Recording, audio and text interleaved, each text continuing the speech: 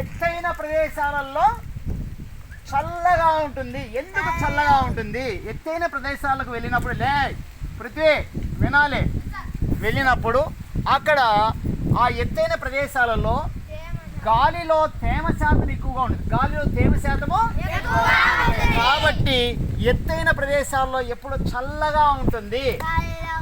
Yes.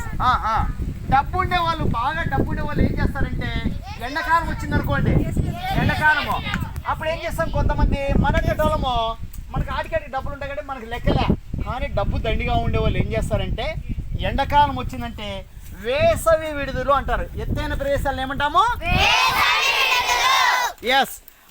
మన రాష్ట్రంలో వేసవి విడుదల ఏంటంటే మనకు మామూలుగా అక్కడ చిత్తూరు జిల్లాలో ఉన్నాయి కొన్ని.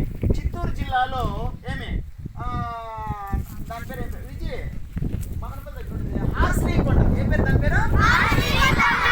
హార్స్లీ హిల్స్ అంటారు. ఏమంటారు? అట్లే తిరుపతి పోతారు.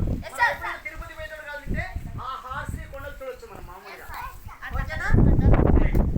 తర్వాత మన రాష్ట్రంలో ముఖ్యంగా ఆంధ్రప్రదేశ్లో ఎత్తైన ప్రదేశము అందరూ బాగా ఆనందంగా, ఇప్పుడు సపోజ్ గుత్తికొండ ఉంది కదా, అది కూడా ఒక మనం టూరిజం ప్లేసే.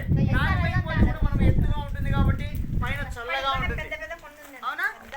డబ్బు బాగా ఉండే వాళ్ళు హార్స్లీ హిల్స్ వినాలి కూడా. హార్స్లీ హిల్స్ అంటే హార్స్లీ కొండలు అక్కడ వినాలనుకోండి. రాత్రిపూట అక్కడ మామూలు ఉండడానికి రూములు దండిగా, జాగ్రత్త మేడం. ఒక్కొక్క రూము భారీగా 500 రూపాయలు ఒక్కో రోజు రాత్రి.